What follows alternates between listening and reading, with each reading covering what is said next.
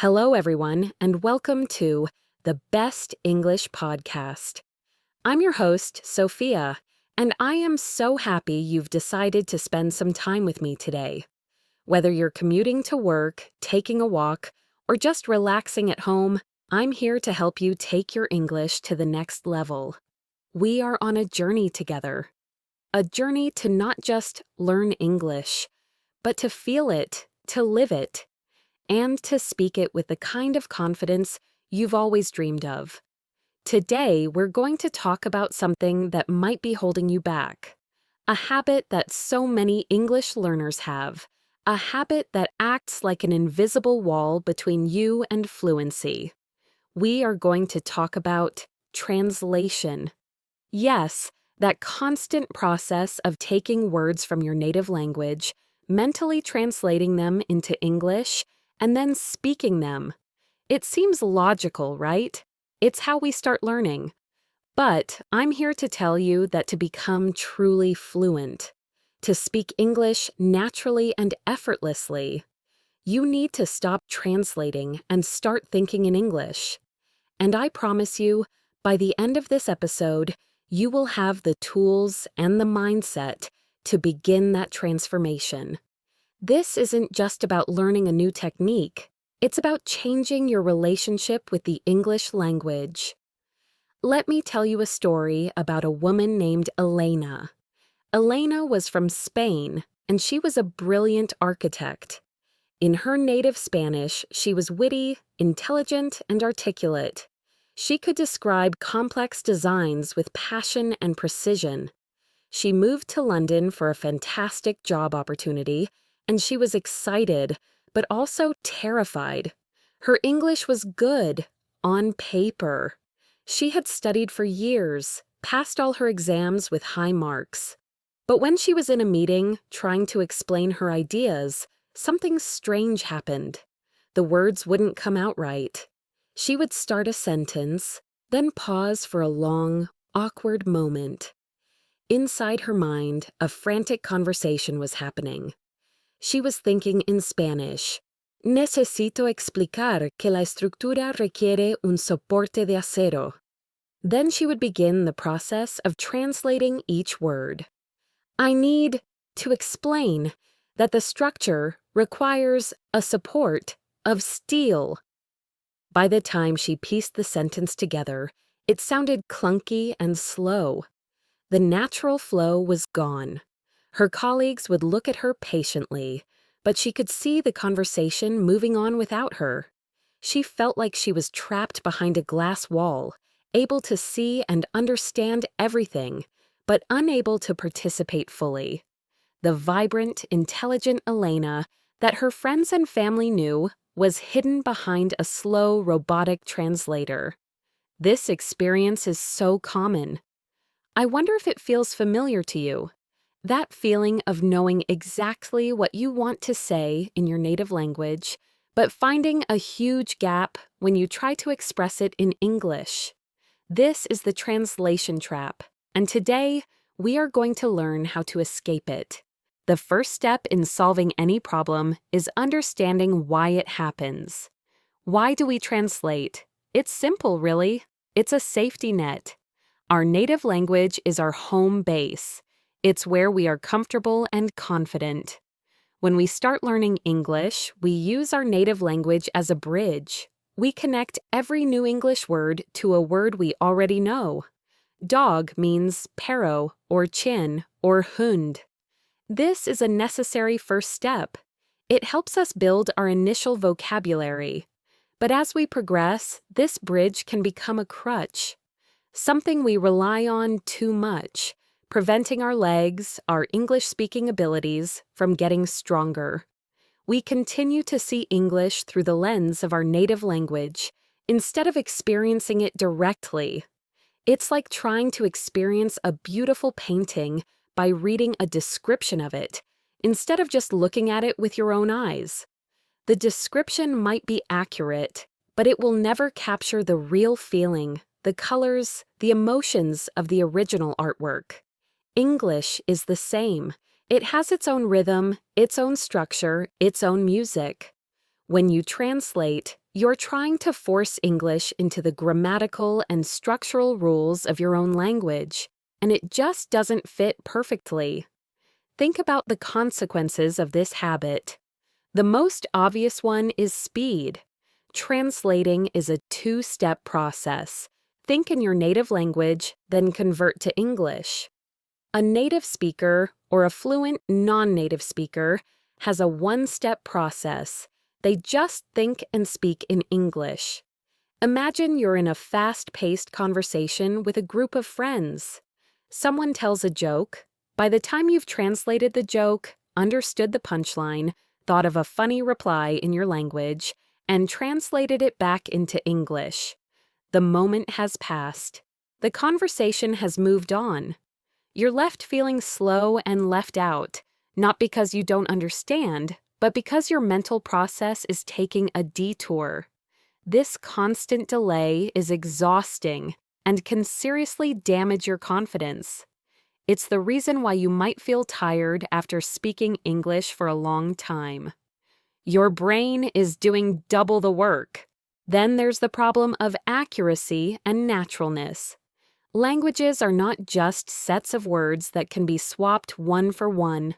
They are complex systems with their own unique grammar, sentence structures, and, most importantly, collocations and idioms. Collocations are words that just naturally go together. In English, we make a mistake. We don't do a mistake. A native Spanish speaker might translate hacer un error directly and say, do a mistake, which is grammatically understandable, but it immediately sounds unnatural to a native English speaker. It's a small signal that the person is translating. Similarly, we take a shower, not give a shower. We spend time, not pass time. These are not rules you can easily memorize. They are patterns you absorb by immersing yourself in the language. When you translate, you are trying to apply the patterns of your language to English, and it creates these awkward-sounding phrases. And what about idioms? Oh, idioms are a translator's worst nightmare. Every language is filled with colorful expressions that make no sense if you translate them literally. Imagine an English speaker telling you, "Wow, that car must have cost you an arm and a leg." If you translate that directly into your language, you'll probably be very confused. You might be picturing a very gruesome transaction, but it simply means the car was very expensive. Now, think about an idiom from your language. How would it sound translated literally into English? It would probably sound just as strange. For example, a friend of mine from Poland, named Piotr, once wanted to tell his English boss not to worry about a small problem. In Polish, they have a saying that translates literally to mustard after lunch.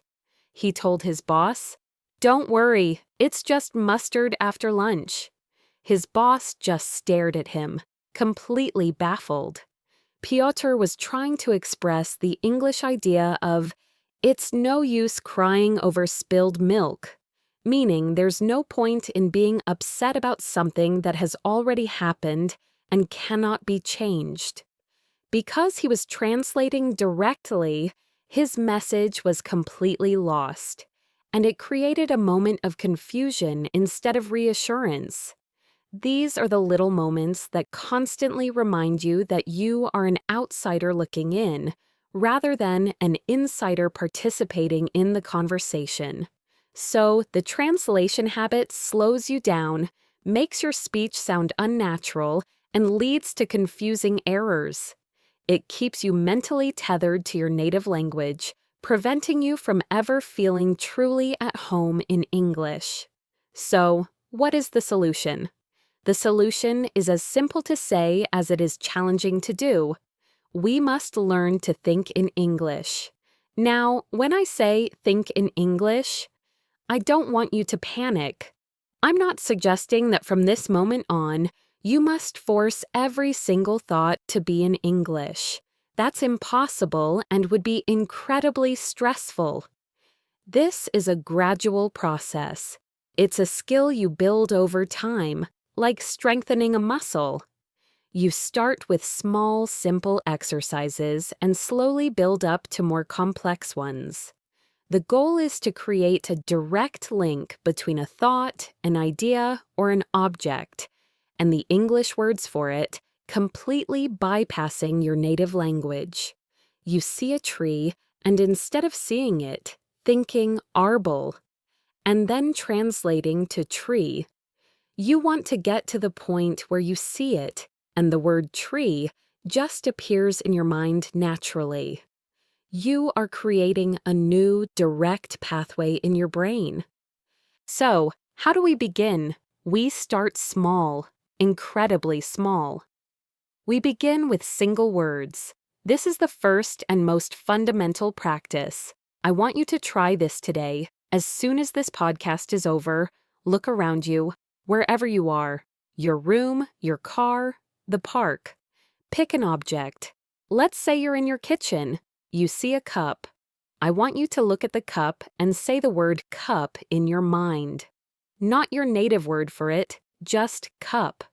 Do not translate. Just connect the physical object of the cup with the English sound and word cup. Now look at the table. Say table. Look at the window. Window. Do this for 5 minutes. Just look at objects around you and label them in English in your head. Chair lamp, book, pen, phone, computer. This might feel silly and almost too simple to be effective, but it is incredibly powerful. You are training your brain to stop its automatic translation reflex. You are building the direct connection. Let me tell you about a student of mine, Kenji from Japan. He was a very diligent student, but he spoke very slowly. He told me he felt like his brain was a dictionary he had to look through for every word. I gave him this simple exercise. I told him to get some sticky notes, those little pieces of paper with glue on the back. He wrote the English names of objects in his house on them. He put a sticky note that said mirror on his mirror, one that said refrigerator on his refrigerator, door on his door, sofa on his sofa. Every day as he walked around his house, he was surrounded by English. When he went to get a glass of water, he would see the sticky note that said cup. He wasn't studying, he was just living. Over a few weeks, something amazing started to happen. He stopped seeing the sticky notes, but the English words remained. He would look at his sofa, and the word sofa would just pop into his head, not the Japanese word. He had successfully created that direct mental link. This is a fantastic, practical way to start. You are creating an English environment for yourself, even if you don't live in an English-speaking country. Once you feel comfortable with single words, it's time to move on to the next level. Simple sentences. You are going to become a narrator of your own life. You're going to describe what you are doing, but in very, very simple English sentences. Again, the key is to do this in your head. You don't have to speak out loud unless you want to. Let's say you're making your morning coffee. The internal monologue could go something like this. I am walking to the kitchen. I am opening the cupboard. I am taking a cup. Now I need the coffee. I am putting coffee in the cup. I am boiling water. The water is hot. I am pouring the water into the cup. I am adding some milk. I am stirring my coffee with a spoon. Now I am drinking my coffee. It is good. Notice how simple those sentences are. Subject, verb, object. I am walking. The water is hot.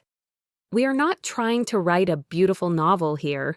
The goal is to get your brain used to forming English sentences automatically without constructing them in your native language first. This practice is wonderful because you can do it anytime, anywhere. You can do it while you're getting dressed. I am putting on my shirt. This shirt is blue. I am tying my shoes. You can do it while you're cooking dinner. I am chopping vegetables. The onion is making me cry. I am heating the pan. You are turning your daily routines into English practice sessions. You are thinking in English about what is happening in the present moment. This is mindfulness and language learning combined. I remember a story from a listener named Maria from Brazil. She worked in a busy office, and she felt like she never had time to study English.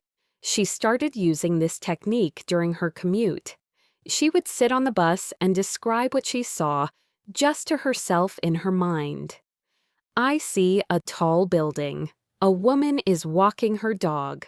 The dog is small and white. The bus is stopping. People are getting on the bus. An old man is wearing a funny hat. At first, it was difficult. She had to search for words. But day after day, it became easier. She started noticing her vocabulary growing because when she didn't know a word for something she saw, she would look it up later. For example, one day she saw a construction vehicle and didn't know the name. She made a mental note, and when she got to work, she searched for big yellow machine for digging. She learned the word excavator. The next day on the bus, she saw it again and thought, I see an excavator. It was a small victory, but these small victories build up into massive confidence. She was no longer just a passive learner, reading textbooks. She was an active observer, using English to interact with the world around her, even if it was just in her own mind. After you have practiced simple descriptive sentences, you can move on to a slightly more advanced level. This involves thinking about more than just what you are doing or seeing. It involves your opinions, your feelings, and your plans. You can start having simple conversations with yourself. For example, instead of just narrating, I am making coffee, you can expand on it. I am making coffee. I think I will have breakfast after this. What should I eat? Maybe I'll have some toast and eggs. I don't have any eggs. I need to go to the supermarket later. I will add that to my list. This is a huge step. You are moving from simply describing to actually thinking and planning in English. You are using the language for real-life cognitive tasks. This is where the magic really starts to happen. You can do this at any time of day. When you're deciding what to wear, have a little internal debate in English. Should I wear the red shirt or the blue one? The red one looks nice, but it might be too warm for today. I think the blue one is a better choice. It's more comfortable. You are practicing making decisions in English. Let's imagine you're about to do something you do every day, like go to a cafe to buy a coffee. This is a perfect opportunity for practice. Before you even leave your house, you can rehearse the entire interaction in your head, in English. Think about it. What are you going to say? Hello, can I have a large latte, please? What might the barista say back? Sure, for here or to go? And how will you reply? To go, please. What else might they ask? Would you like anything else with that? No, thank you. That's all. Okay, that'll be $4.50, please. Here you are. Thank you. Have a great day. You too. By rehearsing this simple conversation in your mind, you are preparing yourself for the real thing. When you walk into the cafe, you won't be frantically translating in your head. You will have already activated the English part of your brain. The words and phrases will be ready. You will be more confident, more relaxed, and you will sound more natural. This mental rehearsal is what actors do before they go on stage. They practice their lines so that they can deliver them naturally. You are doing the same thing. You are preparing for your performance in the real world.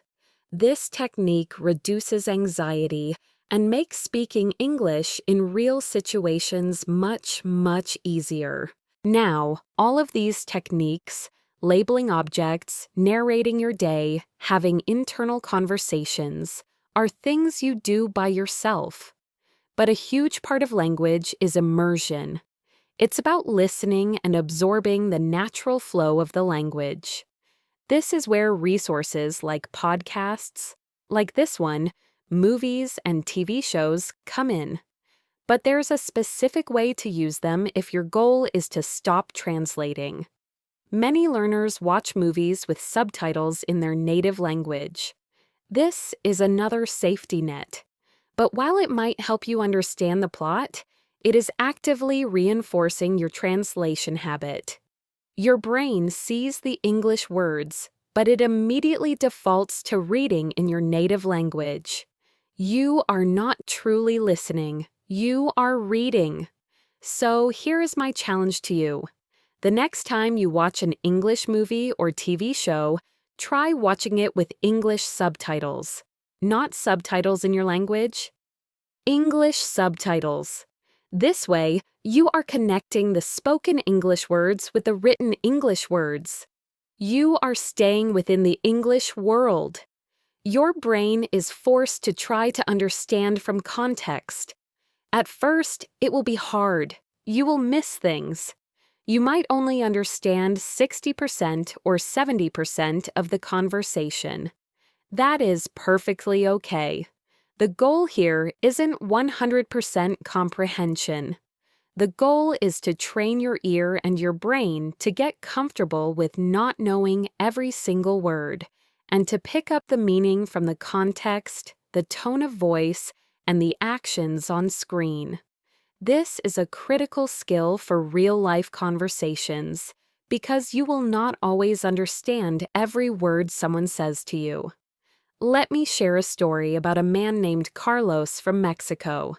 He loved American action movies. For years, he watched them dubbed into Spanish.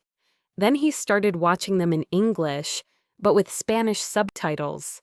He told me, "Sophia, my reading speed in Spanish has become very fast." He was joking, but it was true. He wasn't improving his English listening, he was practicing his Spanish reading. I challenged him to switch to English subtitles. The first movie was a disaster, he said. He felt lost and frustrated.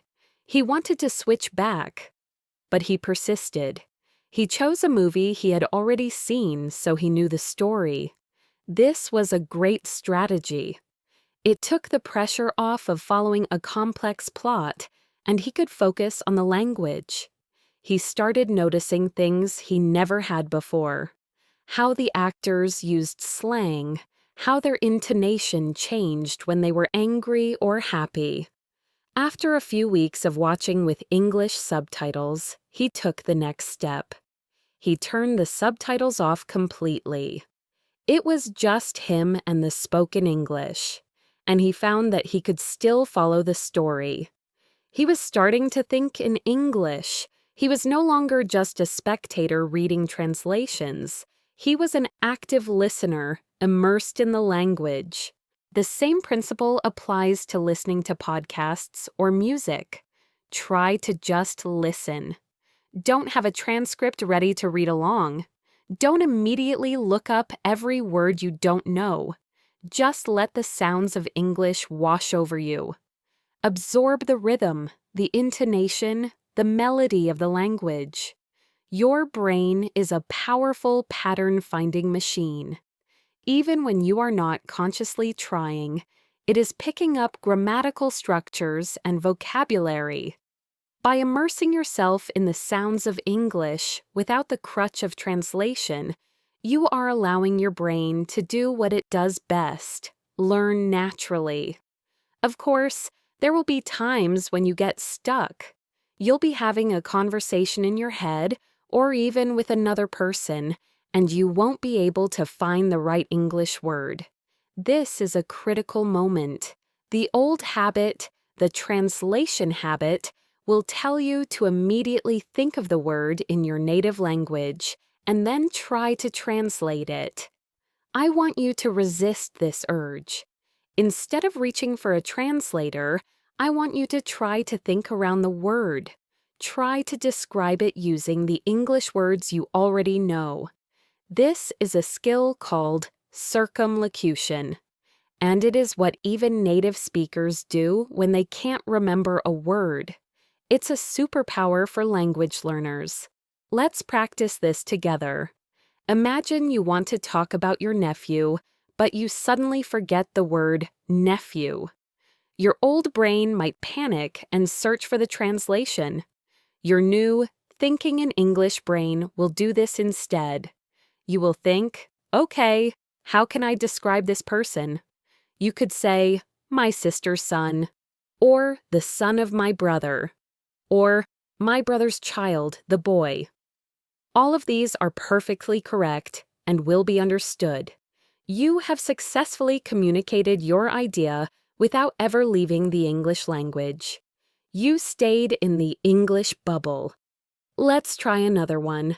Imagine you are telling a story about your kitchen, and you can't remember the word for that machine that washes dishes. What is it called? A dishwasher. But you've forgotten the word. Don't panic. Describe it. You could say, that machine in the kitchen, I put the dirty plates and cups in it, and it cleans them with hot water. The person you are talking to will immediately know what you mean. They will probably even supply the word for you. Oh, you mean the dishwasher. And now you've learned the word in context, which is the best way to remember it.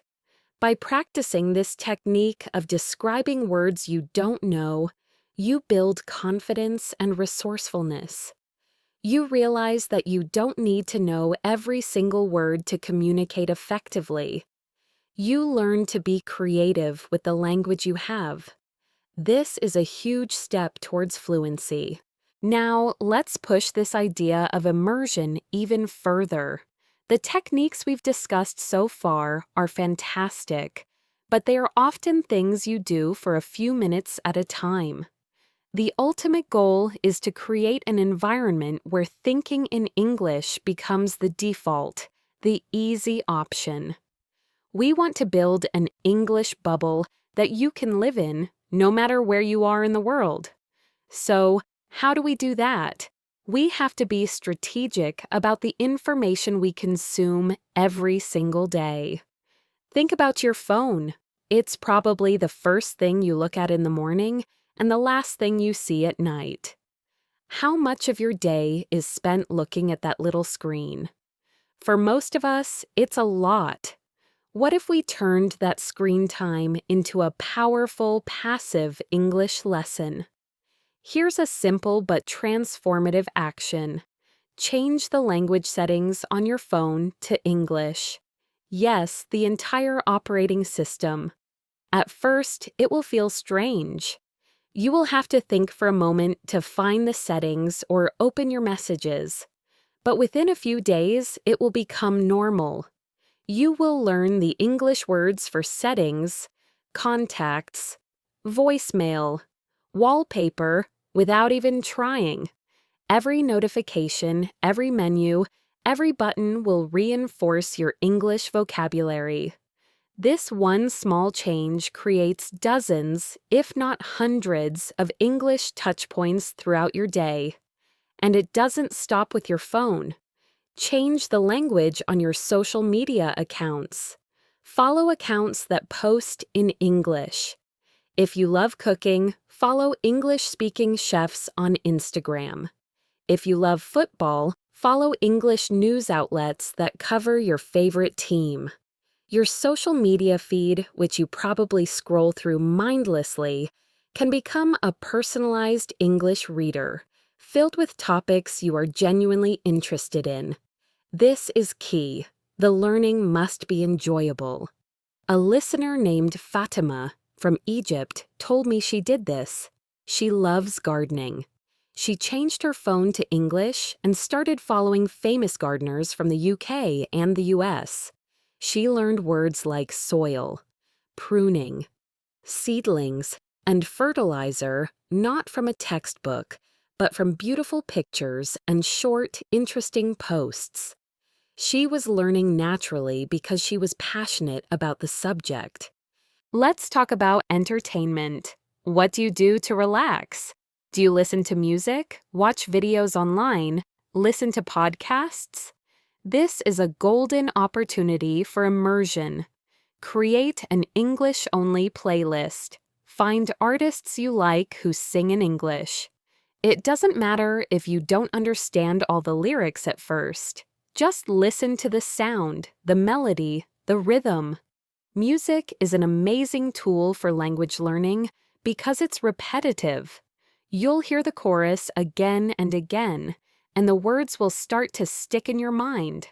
Soon, you'll find yourself singing along, and you'll be practicing your pronunciation and flow without even realizing it's a lesson. The same goes for what you watch. On platforms like YouTube, there are creators making content about every hobby imaginable in English. Are you interested in video games? Watch a walkthrough in English. Do you like makeup tutorials? Watch one from an American or British creator. The visual context helps so much with comprehension. When someone is showing you how to fix a bicycle and they say, "Now you need to tighten the bolt," and you see them tightening a bolt, your brain makes the connection instantly. You have learned the word bolt in a real practical context, which is 1,000 times more effective than seeing it on a vocabulary list next to its translation. You are connecting the word directly to the action and the object. This leads me to a very powerful technique for improving not just your thinking, but your speaking. It's called shadowing. Have you heard of it? It's simple, but it requires concentration. Shadowing is when you listen to a native speaker and you repeat what they say in real time, just a fraction of a second behind them. You are their shadow. You are not just repeating the words. You are trying to imitate everything. Their pronunciation, their rhythm, their intonation, the way their voice rises and falls. Why is this so effective? Because it forces you to stop translating. There is simply no time. You cannot listen to the English, translate it into your language, understand it, and then say it back. The speaker is moving too fast. Your brain has to create a direct connection between the sound you hear and the movement of your mouth. It bypasses the analytical part of your brain and activates the part that deals with mimicry, which is how we all learned our first language as children. We listened and we copied. So how do you practice shadowing? First, find a short audio clip. A minute or two is perfect. It could be from a podcast like this one, an audiobook, or a speech. It's important that the speaker is clear and speaks at a relatively normal pace. Second, listen to the clip once just to understand the general idea. Third, play it again, and this time, speak along with it. Don't worry if you stumble or miss some words. Just try to keep up. It will feel very strange at first. Your mouth won't be used to making the sounds so quickly. That's fine. The goal is not perfection, it's practice. Do this again and again with the same clip. The more you do it, the easier it will become. You will find that the words start to flow more naturally. You are building muscle memory in your mouth for the sounds and rhythms of English. Let me give you a little example right now. I am going to say a sentence, and I want you to imagine you are shadowing me. I'll say it at a normal pace. Ready? Learning a new language is a journey, not a destination, so it's important to enjoy the process along the way. Now, imagine trying to say that right after me. You have to focus on the sounds. Learning a new language. The rhythm, da-da-da-da-da, and the intonation, how my voice goes up and down. Shadowing helps you internalize these musical aspects of English that are impossible to learn from a book. It helps you sound more natural and less robotic. A student I worked with, Leo from Italy, had a very strong Italian accent and rhythm when he spoke English. He started shadowing a podcast host he liked for just 10 minutes every day. After a month, the change was incredible. He still had his accent, which is wonderful, but his rhythm and intonation were much more English. He spoke more smoothly, with fewer unnatural pauses.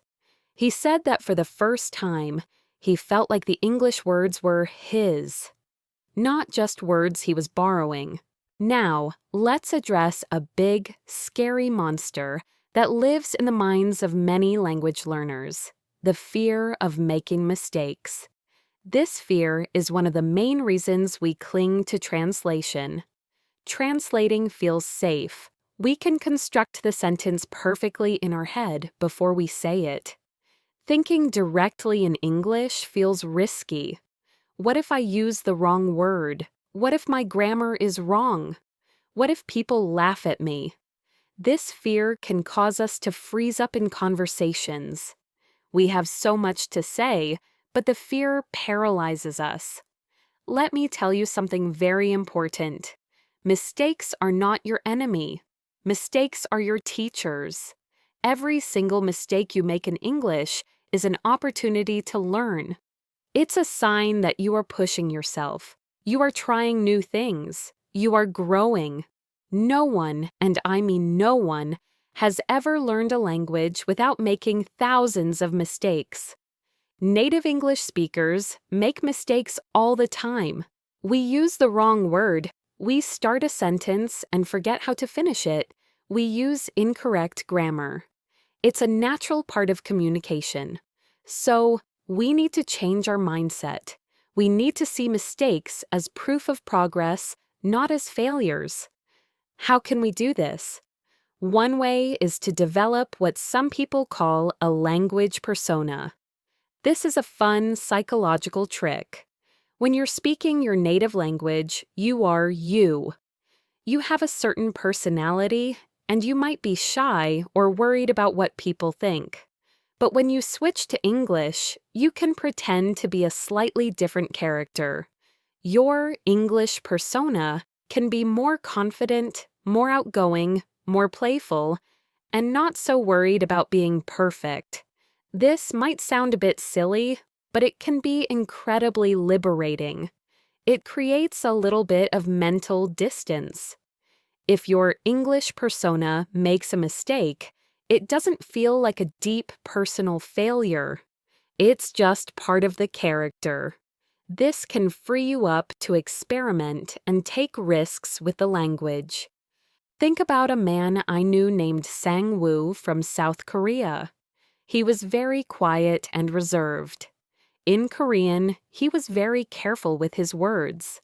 This personality trait made it very hard for him to speak English because he was terrified of saying something incorrectly. He felt immense pressure to be perfect.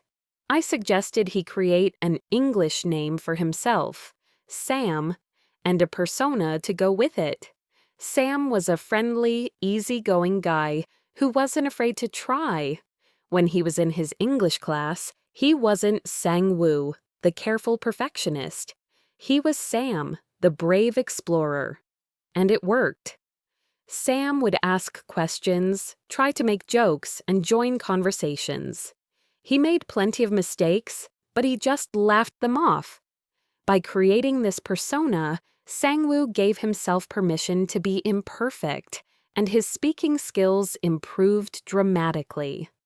Another key to overcoming this fear is to focus on communication, not perfection. What is the goal of language? It is to connect with another person, to share an idea, a feeling, or a story. If you say, "Yesterday I go to the store," is it grammatically perfect? Number A native speaker would say, "Yesterday I went to the store," but is your message understood? Absolutely, 100%. You have successfully communicated. That is a win. We often get so caught up in tiny grammar rules that we forget the big picture. In the real world, no one is going to give you a grade on your grammar. They just want to understand you and connect with you. So, give yourself permission to be understood, not to be perfect. Now, let's go back to our internal monologue, our practice of thinking in English. We started with simple narration. I am making coffee. Then we moved to simple planning. I need to buy eggs. Now it's time to take it to the most advanced level. Complex thoughts, opinions, and problem solving. This is where you truly start to live in the language. This is where your fluency will explode. How does this work? You take a topic, any topic you're interested in, and you explore it in your mind, in English. You can form opinions, argue with yourself, and try to persuade yourself of a point of view. Let's say you just watched a movie. Don't just think, "I liked it." Go deeper. Ask yourself questions in English. Okay, what did I really think of that film? The acting was quite good, especially the main actress. But the plot, I'm not so sure about the plot. It felt a bit predictable. For example, I knew from the beginning that the best friend was the villain. It was too obvious. The director could have made it more subtle. On the other hand, the cinematography was beautiful. The way they used light and shadow was very effective. So, overall, how would I rate it? Maybe a 7 out of 10. It was enjoyable, but not a masterpiece. Do you see what's happening here? You are using complex, nuanced language. You are using words like predictable, subtle, cinematography, masterpiece. You are comparing and contrasting ideas. You are forming a reasoned argument. You are doing all of this inside your own head. You are having a sophisticated, intelligent conversation with yourself. The more you do this, the more prepared you will be when you have to express these complex ideas to other people. When a friend asks you, "Did you like the movie?" you won't have to translate your complex thoughts from your native language. The thoughts will already be there, fully formed in English. You can do this with anything. Read a news article and then summarize the main points in your head and form an opinion about it. Think about a problem you have at work. Try to brainstorm solutions in English. My project is behind schedule. What are my options? First, I could ask for an extension on the deadline, but my boss might not approve that. Second, I could work overtime for the next few days. I would be tired, but it might be necessary. Third, I could try to delegate some of the tasks to my colleague, but I'm not sure if she has the time to help. I think the best option is to try a combination of the second and third ideas. I will work a few extra hours, and I will ask my colleague if she can help with just one small part of the project. That seems like a reasonable plan. This is high-level thinking, and you are training your brain to do it in English. This is the final and most important step to breaking the translation habit forever. Now, all this internal work, the narrating, the planning, the debating, is phenomenal. But we need a way to capture these thoughts, to make them more concrete, and to see our progress. This brings me to another incredibly powerful tool, keeping a language journal. I'm not talking about writing long, perfect essays. I'm talking about a simple, private practice of writing a little bit in English every day. This is your personal space to think on paper. There is no pressure, no one is going to grade you, and it is a direct bridge from your English thoughts to a physical form. Why is journaling so effective? Because it slows down your thinking just enough to notice patterns. When you're thinking in your head, the thoughts can be very fast and fleeting. But when you write, you have to choose your words more deliberately. You start to see the gaps in your vocabulary and grammar in a low-pressure way. It solidifies the practice of forming English sentences. I want you to get a notebook or open a new document on your computer. And tonight, before you go to sleep, I want you to write one sentence in English, just one. It could be about your day. Today, I had a delicious lunch.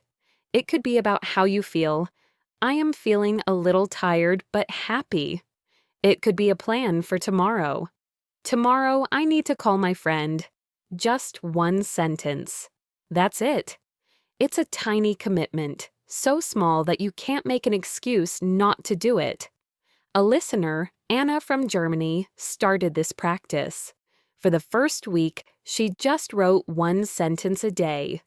Then she felt more comfortable and started writing 2 or 3 sentences. She described her daily routine. Then she started writing about her opinions, her hobbies, her dreams. Her journal became a friend. It was a place she could go to and just be in English. She told me a wonderful story. One day, she was writing about a problem she was having with her computer.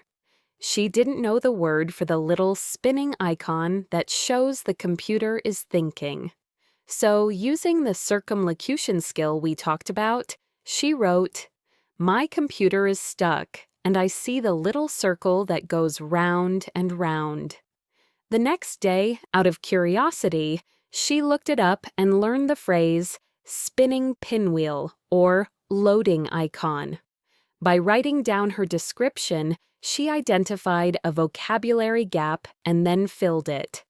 Her journal became an active learning tool. After a few months, she looked back at her first entry. Today was a good day, and compared it to her latest entry, a full paragraph describing a complex idea. She could physically see her progress, which was a huge motivation boost. To make this practice even more powerful, I want you to combine it with another mental habit, thinking in questions. Often, we move through the world in a passive state. We see things, but we don't really engage with them. Becoming fluent means becoming an active, curious observer of the world through the lens of English. Train your inner voice to be a questioner. As you walk down the street, instead of just narrating, "I see a big building," ask questions. I wonder who built that building. How old is it? What is it made of? What is its purpose? Why did they choose that color? You don't need to know the answers.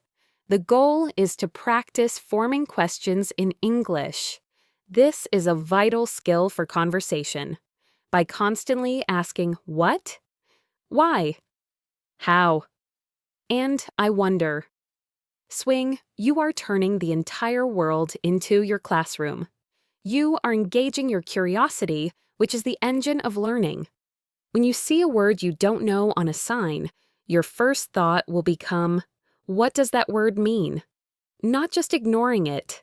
When you listen to a song, you'll start to ask, what is this song about?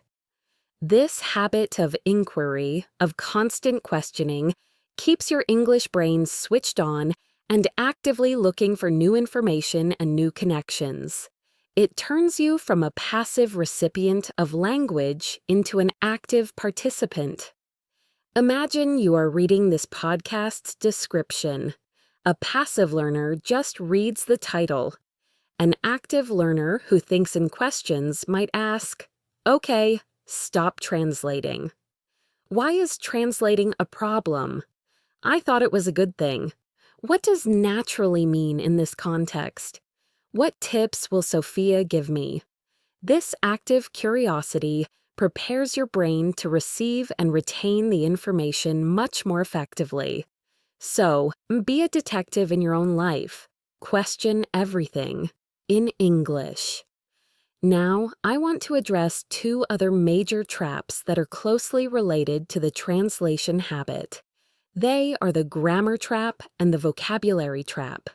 Escaping these is essential for truly thinking in English. Let's start with the grammar trap. Many of us learned English in a very academic way. We memorized verb conjugations, tense names like past perfect continuous, and complex rules about articles and prepositions. While this knowledge is useful, it can become a huge obstacle in real conversation. When you're trying to speak, you don't have time to be a grammar analyst.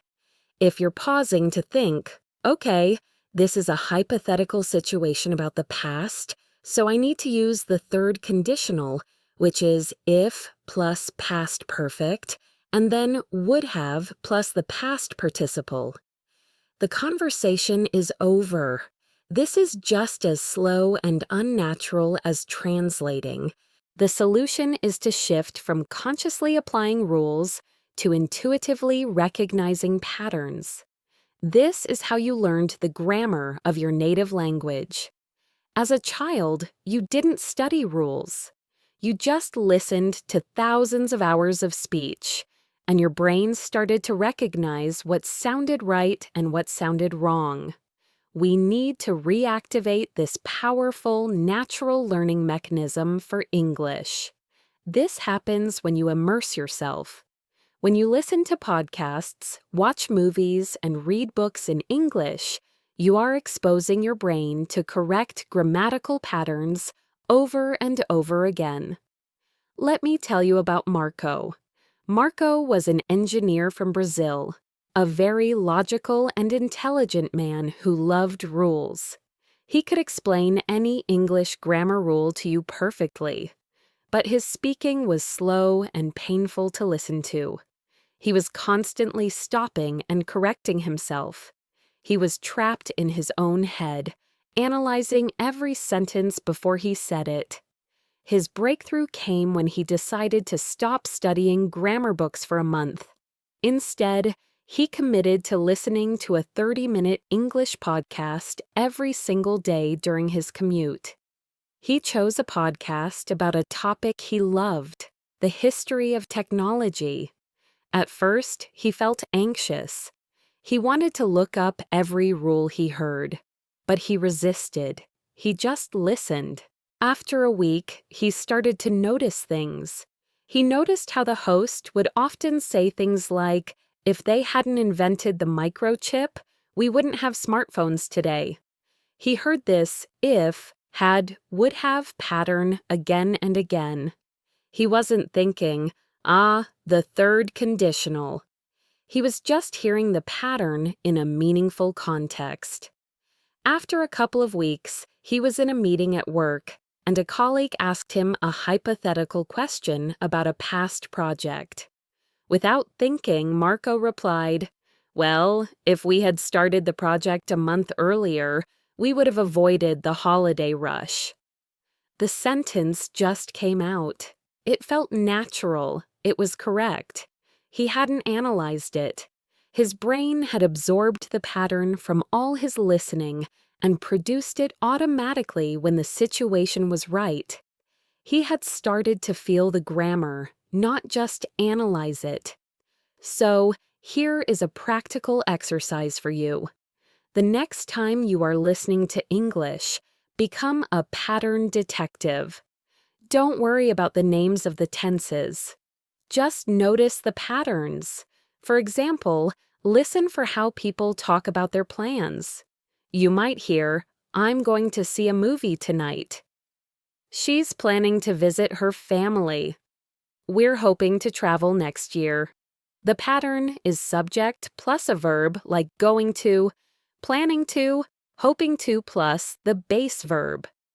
Just notice this.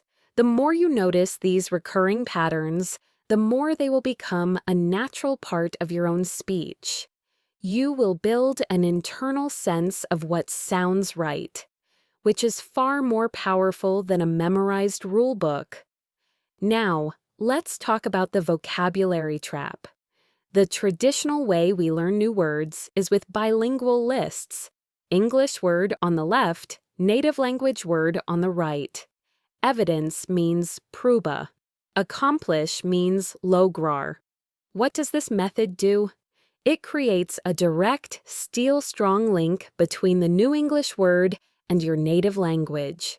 It actively forces you to translate. Every time you want to use the word evidence, your brain first thinks prueba and then jumps to the English word. We need to break this link. We need to learn new English words within an English-only context. This means you need to start using an English-to-English learner's dictionary. These dictionaries are a gift for language learners because they define words using simple, easy-to-understand English.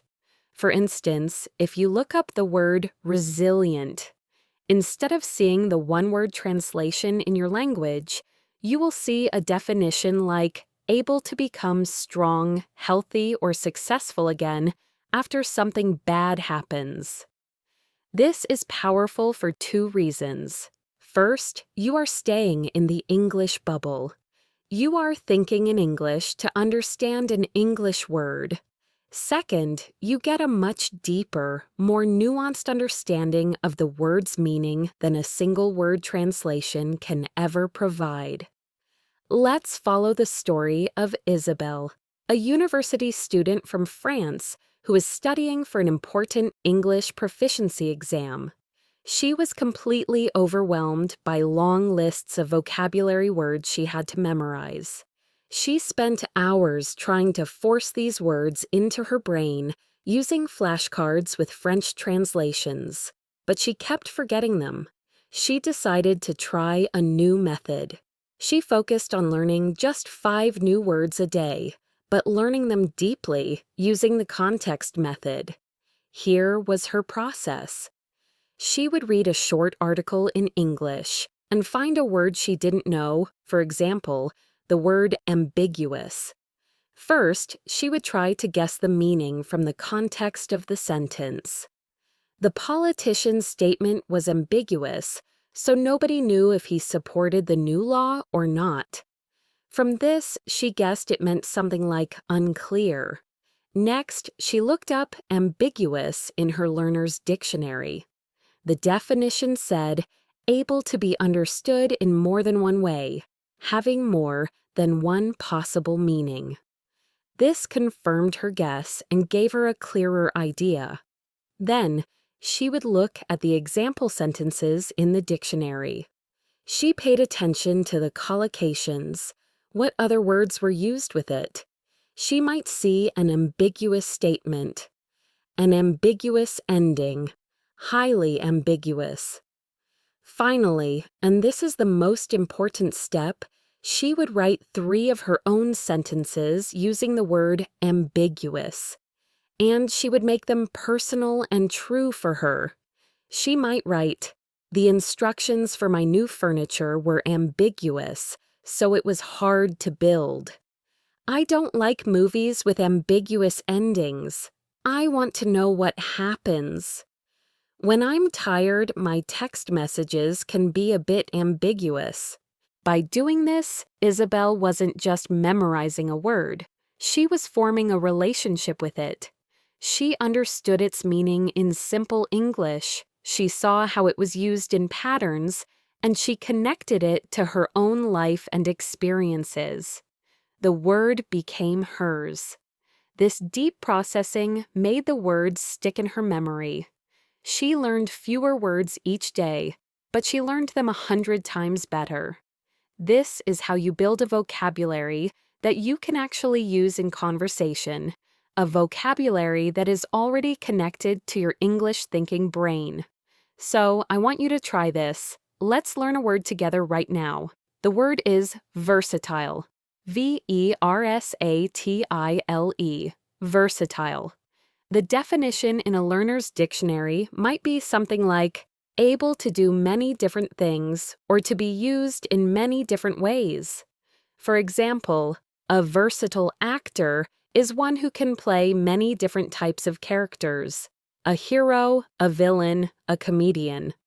A versatile tool, like a Swiss Army knife, has many different functions.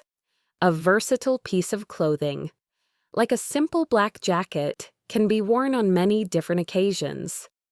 Now, I want you to pause for a moment and think. Create a sentence for yourself using the word versatile. Maybe it's about a person you know. My friend is very versatile. She can cook, fix cars, and speak 3 languages. Or maybe it's about an object. My smartphone is a very versatile device. By creating your own sentence, you are taking that final step to making the word your own. Finally, let's talk about how to bring all of these skills together to prepare for specific high-pressure situations. We've talked about mental rehearsal, but I want to introduce a more advanced and active version I call the simulation technique. This is what you do when you have an important event coming up, like a job interview, a presentation, or a parent-teacher meeting in English. The anxiety for these events is often rooted in the fear of the unknown. The simulation technique removes that fear by making the unknown known. You will practice the event so many times that the real thing feels like just one more repetition. Here's how it works. You need to practice the full conversation, out loud, playing both roles. Let's take the example of David, a software developer from China who had a final round job interview with his dream company in America. He was brilliant at his job, but he was terrified that his English would fail him under pressure.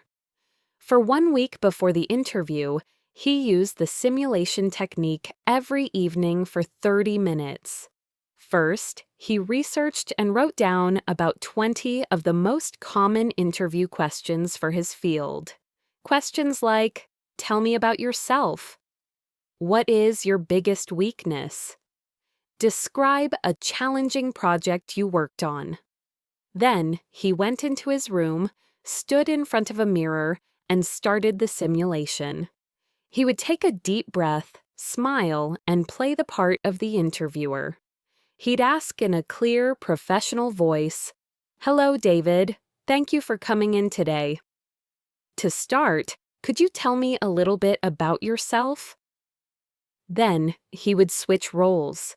He would answer the question as himself. The first time, he stumbled. He paused. He used filler words. He wasn't happy with his answer, but it didn't matter. He finished his answer, and then he immediately became the interviewer again. "That's interesting. Now, could you describe a time you had a conflict with a coworker and how you resolved it?" And he would answer again. He did this every day. He wasn't memorizing a script. He was practicing the act of accessing his thoughts and forming them into fluent English sentences in real time. He practiced his body language in the mirror. He even practiced asking the interviewer questions at the end. By the 5th day, something had shifted. The answers started to flow. He felt more comfortable, more confident.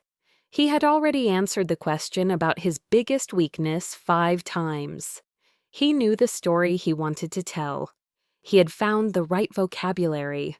The neural pathways in his brain were primed and ready. When he walked into the real interview, he was still nervous, but it was a different kind of nervousness. It was excitement, not terror. The interviewer asked, "So, to start, could you tell me a little bit about yourself?" And in David's mind, he smiled. He thought, I know this question. I'm ready for this. The conversation felt familiar. He had already had it a dozen times. He got the job. He told me later that the simulation technique was the single most important thing he did to prepare. It gave him the confidence to show them who he really was, beyond his language level. So I challenge you. Think of one specific English-speaking situation that is coming up in your life that makes you nervous. It could be big or small. Maybe you need to call customer service about a problem. Maybe you have a meeting next week. I want you to try the simulation technique. Write down the possible questions or conversational turns. Then say them out loud. Play both parts. Do it until it feels boring. When it feels boring, it means you're ready. I want to be honest with you. This process, this shift from translating to thinking in English, is not easy and it is not quick. There will be days when you feel frustrated. There will be moments when your brain feels tired and wants to go back to its old, comfortable habits. This is normal. The path to fluency is not a straight line. There are ups and downs. The important thing is to be patient and kind to yourself. Don't get angry when you catch yourself translating. Just notice it, acknowledge it, and then gently guide your brain back to thinking in English. Oh, I was just translating that sentence. Okay, let me try again. Let me just think in English. Every time you do this, you are strengthening that new neural pathway. You are making the thinking in English muscle a little bit stronger. Think of it like learning to ride a bicycle. At first, you have training wheels. The training wheels are your native language. They help you get started and they keep you from falling. But you will never learn to ride properly, to feel the balance and the freedom of cycling, until you take the training wheels off. The first time you ride without them is scary. You wobble. You might fall. But you get back on. And with practice, balancing becomes automatic. You stop thinking about it, you just ride. Learning to think in English is the same. You are taking off the training wheels of translation. It will be wobbly at first, but with consistent practice, it will become your new normal. It will become automatic. Let me tell you one last story. It's about me. When I was learning French, I was the queen of translation. I had notebooks filled with lists of English words on one side and French words on the other. I was a walking dictionary, but I couldn't have a real conversation. I went to Paris for a study trip, and I remember sitting at a cafe, wanting to order a simple croissant and a coffee. I rehearsed the translated sentence in my head 100 times. Je voudrais un croissant et un café, s'il vous plaît. I was so focused on getting the grammar right, on translating perfectly, that I sounded like a robot. The waiter smiled kindly, but I felt so foolish. Later that week, my friend, who was much more fluent than I was, dragged me to a park to just sit and listen. We didn't talk much. We just watched the children playing, the people walking their dogs, the couples having picnics. And my friend gave me a simple task. She said, Sophia, just describe what you see in your head. In simple French, don't worry about mistakes. So I did. Un garçon joue avec un ballon rouge. A boy is playing with a red ball. Une femme lit un livre. A woman is reading a book. It was simple, it was basic, but it was the first time I had ever used French to directly observe the world. I wasn't translating, I was just thinking in French. It was a revelation. That simple afternoon in the park changed everything for me. It was the day I took off my training wheels.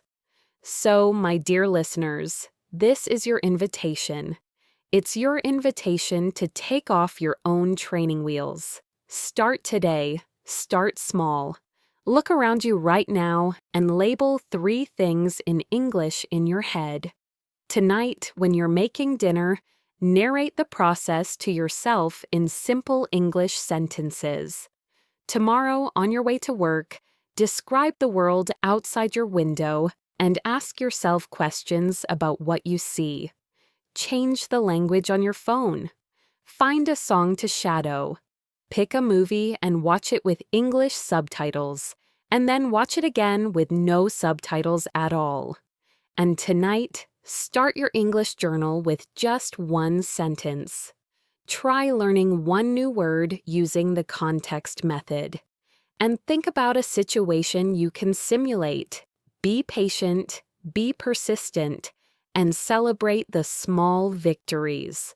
The moment you look at a dog, and the word dog is the first word that comes to mind. The moment you use a grammatical pattern correctly without thinking about the rule. The moment you understand a new word from its context. These are the building blocks of fluency. By breaking the habit of translation, you are not just learning a new skill. You are unlocking a new way of experiencing the world.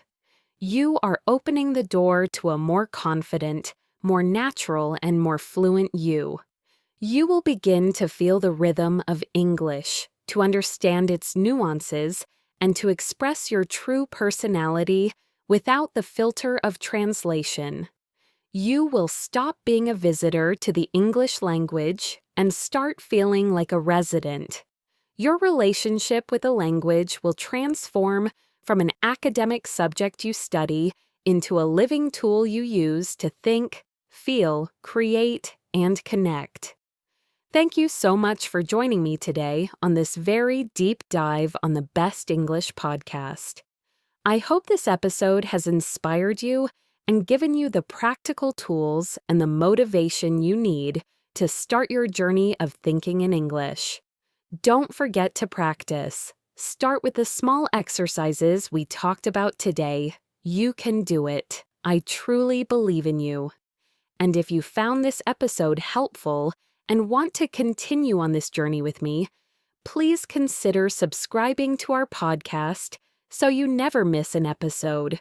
We have so much more to explore together on our path to fluency. And please, turn on your notifications so you know right away when a new episode is released. Your support means the world to us and helps us reach more English learners just like you, who are ready to break through their barriers and speak English with confidence. Until next time, this is Sophia, wishing you a wonderful day and happy, immersive learning.